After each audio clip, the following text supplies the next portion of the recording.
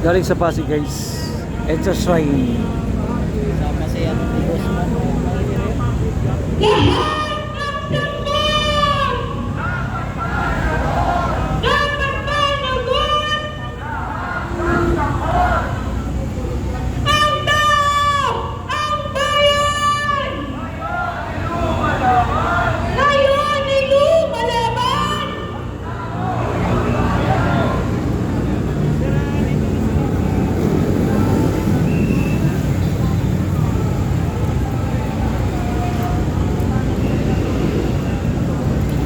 Lumakad na rin yung nasa simbahan, guys. Ayan, ayan, ayan. Magandang hapon po sa ating lahat. Ang mamamayang Pilipino kontra sa kahirapan, kontra sa korupsyon, kontra sa mga political dynasty, ngayon ay nagtitipon upang ipakita sa taong bayan at sa gobyerno ang ating disgusto.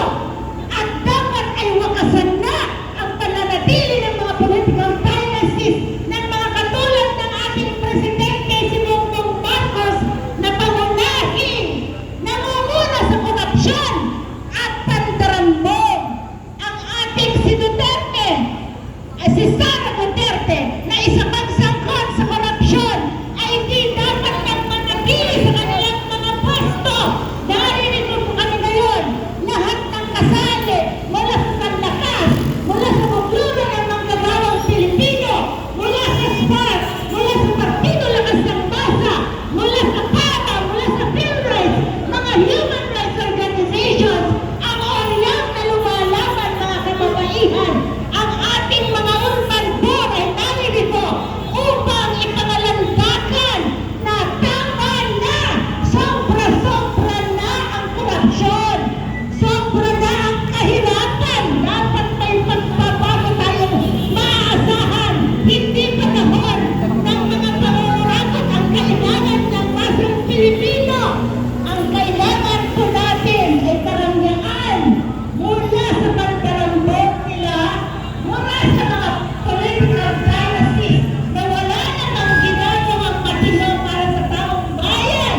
Mula sa ating kahirapan, dapat ang masang Pilipino, ang kababaihan, ang lahat ng mga kasali ngayon dito pa sa White Ribbon Movement ay ating ipagsigawan. Marcos, Duterte, panagutin, wakasan, kahirapan, korupsyon, at political dynasty. Sumali na po tayong lahat. Magandang hapon po sa ating lahat.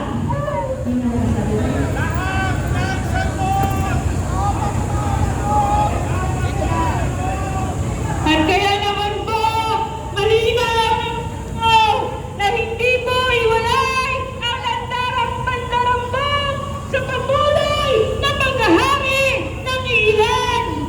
Hindi po hiwalay ang pandarambog sa patuloy na korupsyon.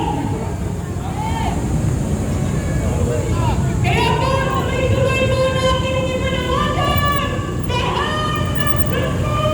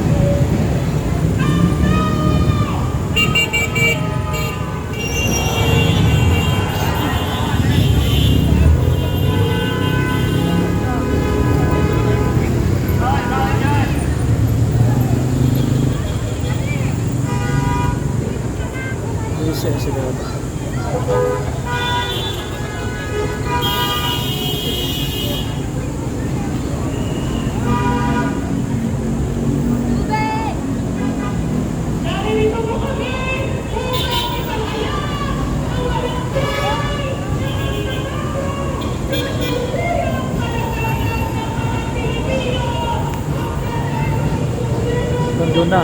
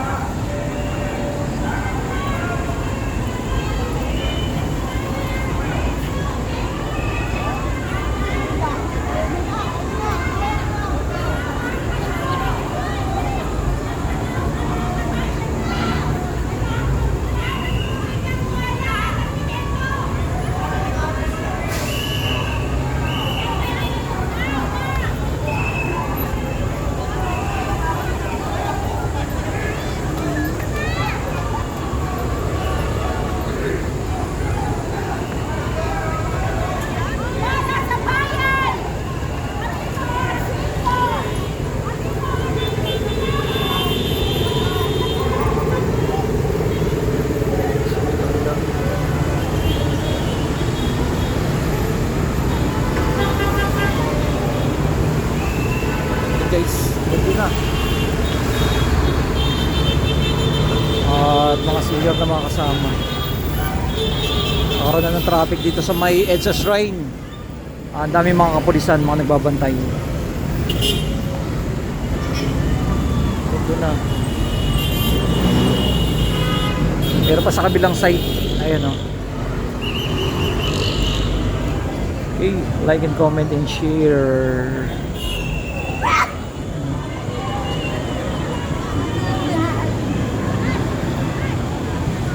Yan ang ating latest update na si EDSA.